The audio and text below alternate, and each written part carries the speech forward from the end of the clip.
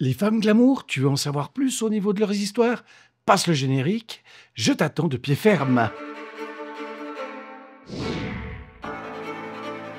Ah, les talons hauts, cette brillante invention humaine qui dit en substance pourquoi marcher confortablement quand on peut souffrir avec style. Aujourd'hui, on va parler de l'histoire des talons, un accessoire à mi-chemin entre instrument de torture et symbole de pouvoir. Spoiler, c'est encore pire que ce que tu peux imaginer. Non, les talons hauts n'ont pas été inventés par une styliste italienne pour une collection printemps-été.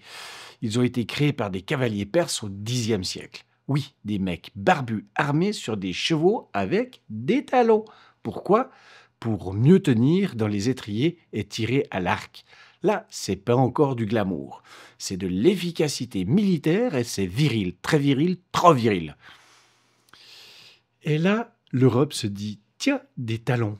Voilà une idée absurde. Et si on la portait? Résultat, au XVIIe siècle, les nobles masculins se pavanaient avec des talons colorés, souvent rouges, parce que le rouge c'est chic et ça cache le sang du peuple que l'on écrase. Louis XIV, le roi soleil, en raffole. Il est petit, pas grave, il compense avec 10 bons centimètres de cuir verni. Et il décrète que seuls les aristocrates peuvent porter des talons rouges. Oui, oui, oui, c'est littéralement un outil de discrimination sociale. T'as pas de talons rouges, t'es un roturier. Et boum! Et comme souvent, les femmes regardent ce délire et se disent « Pourquoi laisser les hommes s'amuser tout seuls avec ça ?» Elles piquent le concept. Résultat, les talons deviennent plus fins, plus hauts, plus douloureux parce que, quitte à souffrir, autant le faire avec élégance. Les robes s'allongent, les corsets se resserrent, les talons se pointent. Bref, l'apogée du masochisme chic. Mais bon, quand tu as passé 150 ans à écraser les paysans avec des chaussures de 12 centimètres, il y a un moment où ils se fâchent. La Révolution française arrive et avec elle le bon sens vestimentaire. Les talons, hop, à la poubelle. Trop associés aux aristos, trop associés à l'oppression. On veut des sabots, de la boue et des pieds bien à plat pour marcher vers l'égalité.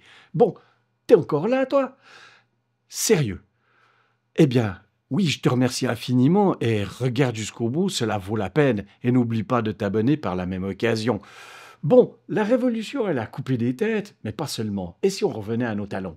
Mais les talons sont des créatures sournoises. Ils reviennent au XXe siècle planqués derrière des jupes des années 50. Avec l'essor du cinéma, on glorifie l'image de la femme fatale perchée sur ses échasses de 12 centimètres.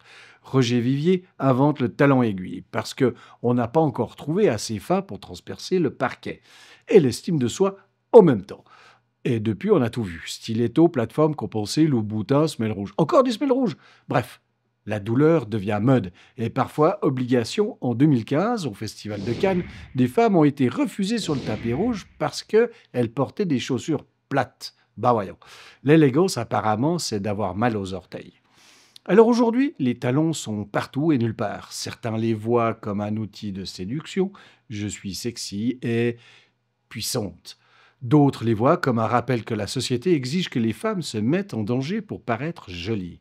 Et d'autres encore y trouvent une source d'excitation fétichiste, mais attention, là c'est une autre vidéo, hein.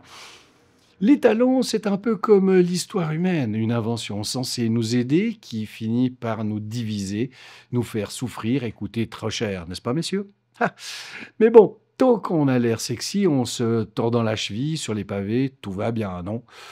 Allez, la prochaine fois qu'on vous dit que la mode est une forme d'art, rappelez-vous que ça a commencé avec des soldats à cheval qui voulaient juste pas glisser dans leurs étriers. Si tu veux d'autres histoires absurdes de ce genre, entre souffrance, pouvoir et mauvaises idées, abonne-toi, lâche un like et porte ce que tu veux. Mais pas pour plaire à Louis XIV. À la prochaine fois pour une nouvelle idée géniale de l'histoire qui aurait mieux fait de rester dans un tiroir. Allez, ciao!